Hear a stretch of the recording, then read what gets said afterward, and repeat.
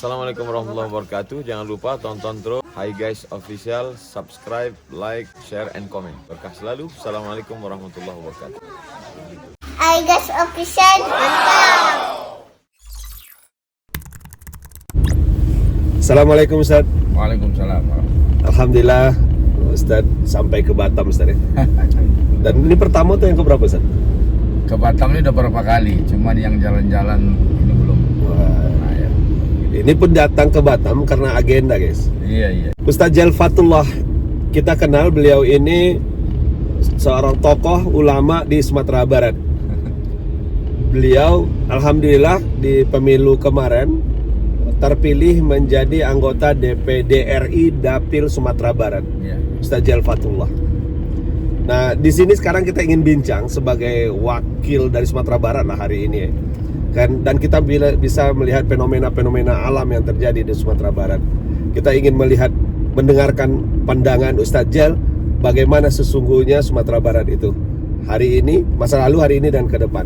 Tetapi sebelum masuk ke situ, kita ingin mengetahui sedikit tentang profil Ustaz Jail Fatullah. Ustaz Jail, kami kan melihat kemarin, kami mengenal Ustaz Jail sebagai ulama itu Jail Fatullah. Tapi di surat suara kemarin tertulis Jelita Donald. Itu gimana ceritanya Ustaz sampai seperti itu Ustaz? Iya. Saya lahir di Mentawai.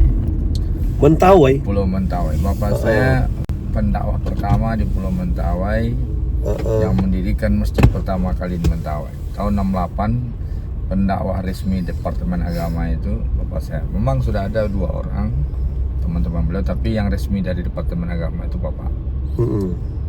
Saya lahir di situ tahun 73. Kemudian dirawat di situ nggak ada rumah sakit Islam, juga rumah sakit pemerintah, yang ada rumah sakit Kristen. Jadi Kristen di situ pendetanya luar negeri, dokternya luar negeri. Iya. Salah satu dokter yang merawat saya itu orang dari Jerman.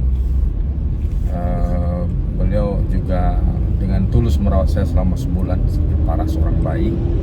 Jadi ibu saya pun tidak tahu cara berterima kasih. Ini tanya sama ibu saya, dokter ini terlalu banyak jasa dokter. Kata dokter ini begini aja bu, dia juga sering duduk di warung ibu saya. Udah titip nama dosen saya. Dosen saya bernama Donald. Jadi Donaldnya Donald Jerman, tak pakai D ujungnya. Pakar darah di Jerman waktu itu. Jadi dia dokternya berjasa juga sama dia katanya. Maka saya sampai hari ini menyandang nama Donald itu. Karena lahir bulan Juli, maka jadi Jelita Donald. Nah, itulah sejarahnya. Iya. Nah, Itu pula produk Mentawai, produk Jerman. Iya. Nah, ya. Belas kasih seorang dokter untuk gurunya, disematkannya ke kita nama gurunya. Masya Allah. Itu memang perlu seperti dicontoh seperti kayaknya, karena itu bagaimana kita menghargai guru kan Ustaz? Iya. Karena kita lihat sekarang anak-anak didik tak lagi begitu menghargai gurunya, apalagi ketika sudah tamat kan. Iya. Terus kemarin sampai terjun ke dunia politik, maksudnya sebagai senator dari Sumatera Barat. Apa yang menjadi latar belakangnya Ustaz? Pertama, hampir semua pendakwah mengeluh karena situasi keadaan kehidupan berbangsa, bernegara, situasi carut marutnya politik segala macam. Tapi dalam rangka hanya menasihati, dalam rangka mengkritisi, dan seolah-olah ulama itu tidak bisa masuk ke dunia politik praktis. Akhirnya saya memberikan contoh, saya terjun bahwasanya dunia politik itu mesti kita benahi dari dalam. Jadi mungkin anggapan politik itu dunia yang kotor segala macam. Kapan bersihnya kalau kita tidak terjun ke dalamnya?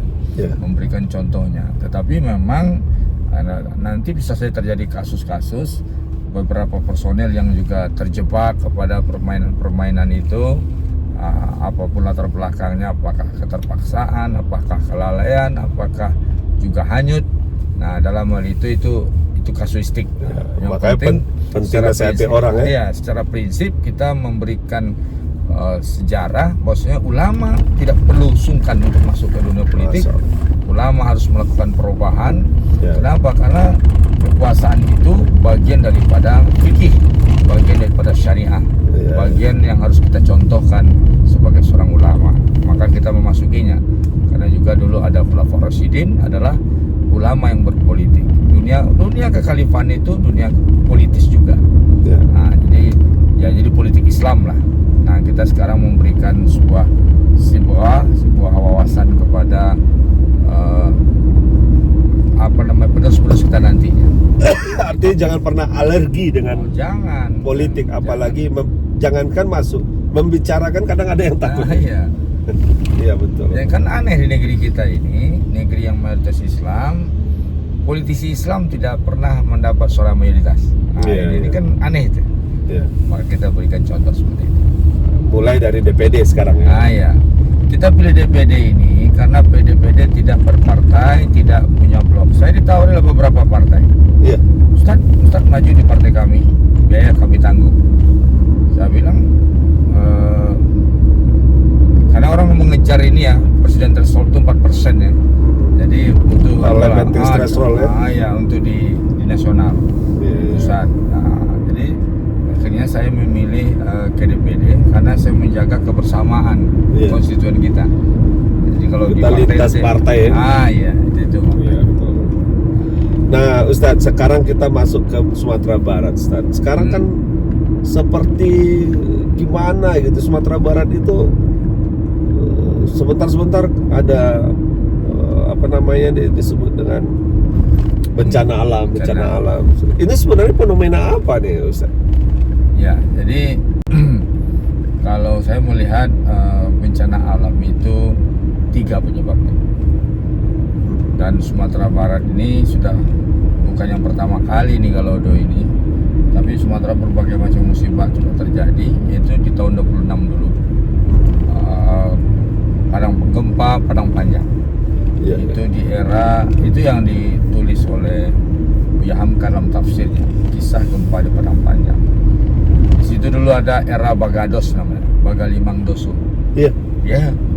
Jadi ada budaya waktu itu perempuan tren tidak pakai pakaian dalam.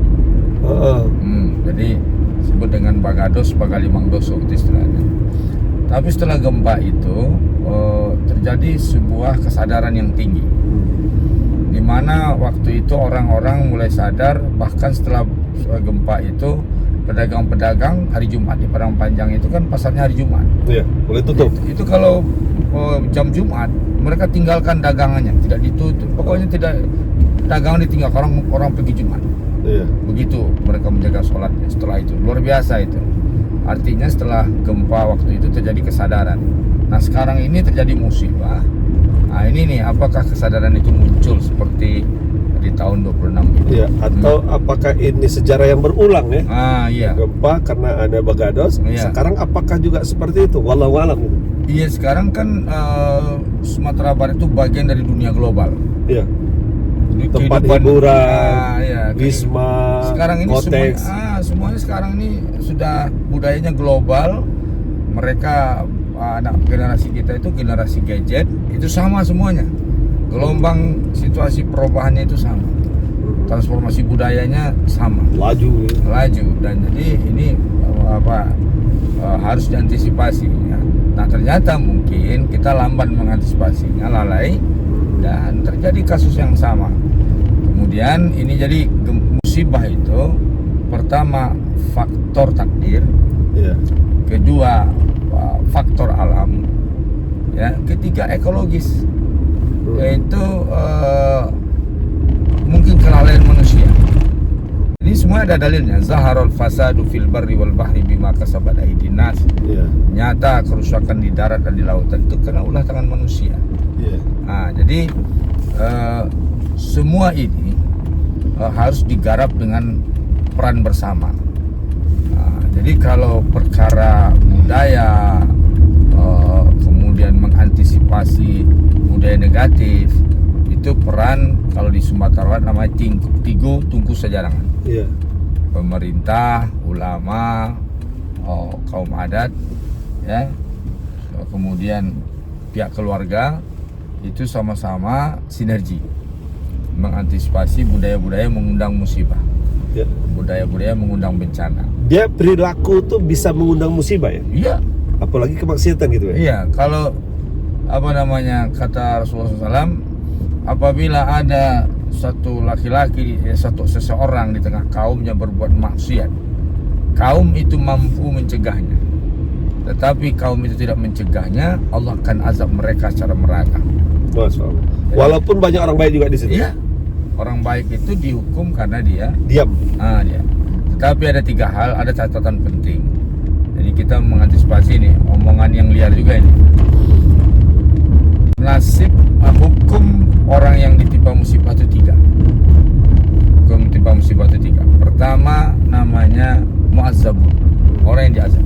Mu'azzabun, pelaku musibah, pelaku pemancing musibah, maksiat, gara-gara dia maka berlakulah azab itu untuk dia.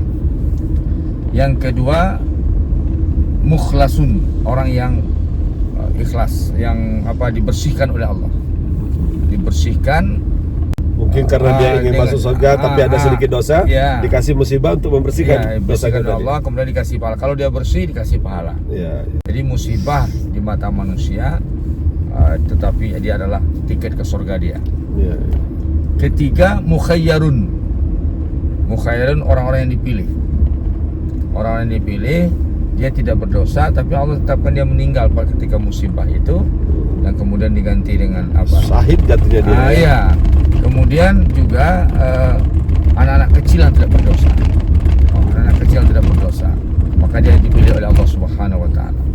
Jadi ketika ada orang yang terkena musibah, tidak bisa kita katakan ini azab nih. Azab ini. Tidak Jadi, bisa ya. Ada makanya, 3 ukuran itu ya. Iya. Kecuali memang terang dia Jadi kita tidak boleh menghakimi mereka kecuali memang kita terang bagi kita dia penyebabnya. Iya. Jadi kita minta menahan ini juga. Kita menahan Jangan mudah menabalkan sesuatu ya. Bahwa ini akibat dari ini, padahal belum jadi, belum tentu. Belum. Jadi, Nah, ke depan bagaimana langkah-langkah yang akan dilakukan untuk perbaikan masyarakat sebagai senator di DPR, DPD RI nanti? makanya saya berencana mengambil di Komite 3. Komite 3 itu membidangi agama, kemudian pendidikan. Jadi insya Allah kita akan mencoba berperan, kemudian kita gerakkan, mengkomunikasikan dengan pihak pemerintahan, kemudian tetap kita gerakkan dakwah. Walaupun sebenarnya tidak di DPD pun kita dakwah terus. Tapi ya. ini akan lebih greget. Ya, ada kekuasaan yang menyertai. Kita akan energi kekuasaan insya Allah. Ya. Terima kasih Pak Hen sudah ngantar ke bandara. Siap, terima kasih. Ya. Terima kasih juga sudah mau menemani kita gitu dalam bincang-bincang singkat ini, walaupun sederhana tapi sangat berarti dan insya Allah akan sangat berguna bagi siapa saja yang menyaksikan, mendengarkan apa yang tadi disampaikan oleh guru kita Ustadz Jael Fatullah. Syukran Ustadz. Iya. Oke guys, Assalamualaikum warahmatullahi wabarakatuh. Hi guys official.